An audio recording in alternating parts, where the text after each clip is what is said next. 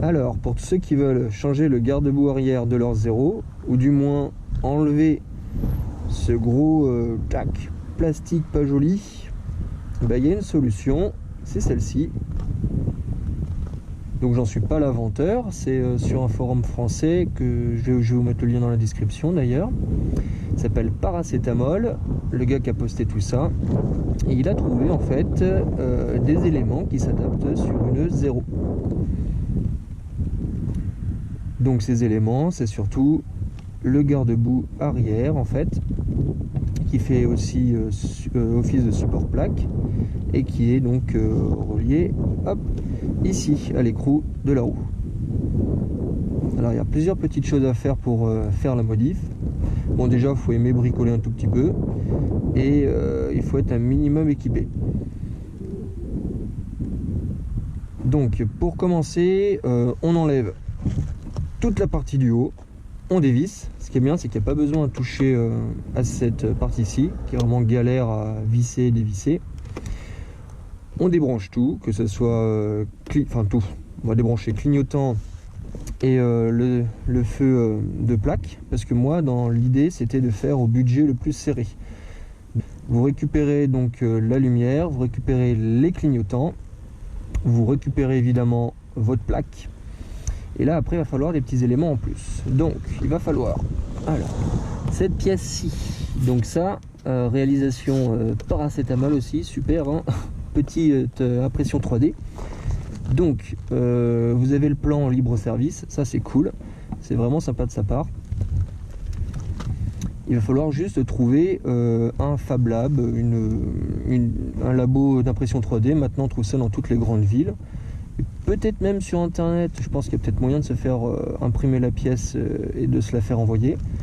Donc moi j'ai pris un PVC quand même, un plastique assez dur et bien rempli.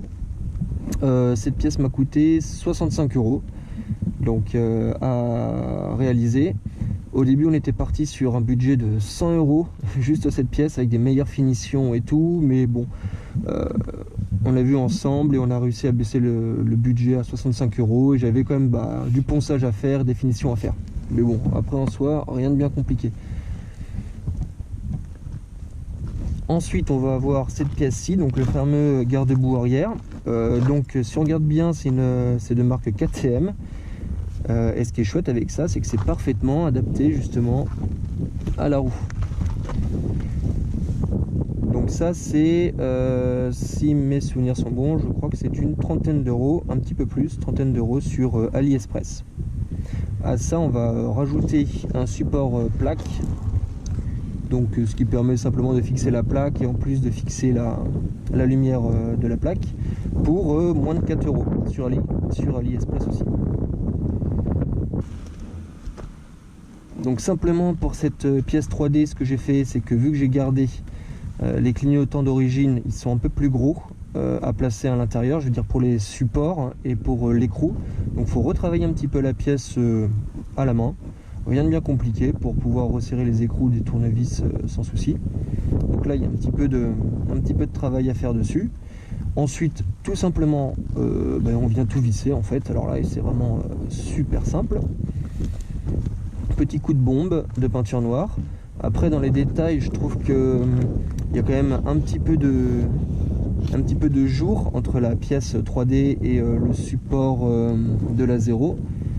Donc peut-être pourquoi pas rajouter un petit élément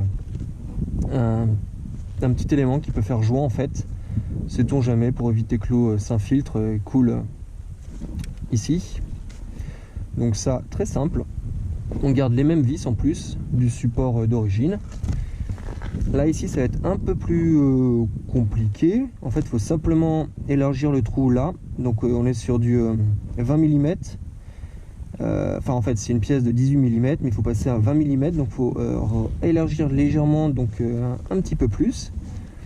Une fois que c'est élargi ici, on va pouvoir fixer la pièce tout simplement. Donc tac tac tac, tout ça c'est vendu ensemble. Dans les bidouilles, il va falloir après se débrouiller pour visser le support plaque, donc à 4 € sur le support, sur le garde-boue en fait. Et puis avec un petit peu de bricolage de bon sens, hein, on va fixer la lumière, couper un petit peu le surplus du support plaque qui gêne un peu, et ensuite quelque chose qui tient bien la route. Moi je n'ai pas encore terminé, il va falloir que je fasse une rallonge ici pour pouvoir brancher le feu. Dans l'idéal on peut s'amuser à le faire passer dans le tuyau ici, et faire ressortir, ça cache un petit peu plus, mais bon. Et après il va falloir s'amuser pour le ramener jusqu'ici, l'alimenter là. Donc moi je trouve ça beaucoup plus joli, ça a largement plus de gueule.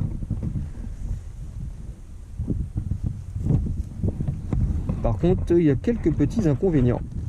Le premier, sur route de campagne, ça bouge énormément. Parce que c'est fixé qu'à un seul point en fait. L'idéal ce serait de le fixer à un deuxième point, mais là c'est un peu trop compliqué pour moi, donc on va voir. Et au niveau de la pluie, alors j'ai pas de bol, enfin si, j'ai de la chance parce que il se met pas à pleuvoir chez moi là en ce moment, donc c'est cool, mais j'ai pas pu vraiment faire d'essai. Mais pour le peu de fine pluie qui est tombée en fait, j'ai vraiment rien reçu, donc j'ai l'impression que ça tient bien la route, que tout ce qui va voler va taper pile poil à l'arrière de la moto, donc ça semble plutôt bien parti. Et vu que j'aimerais garder ce support pour l'hiver, au pire des cas je partirai sur une bavette additionnelle, comme ça, droite, quelque chose de fin en plastique à fixer simplement dessous avec des petits rivets, type un peu motocross en fait, tac, pour vraiment ne pas prendre d'eau. Donc n'hésitez pas à aller sur le forum des zéroïstes, hein, des propriétaires de zéro, où il y a plein d'infos et justement des super petites trouvailles comme ça avec des gens passionnés et qui n'hésitent pas à partager.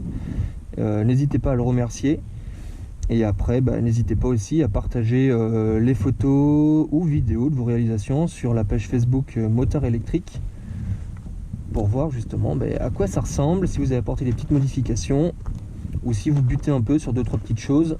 On sera là pour vous donner un coup de main.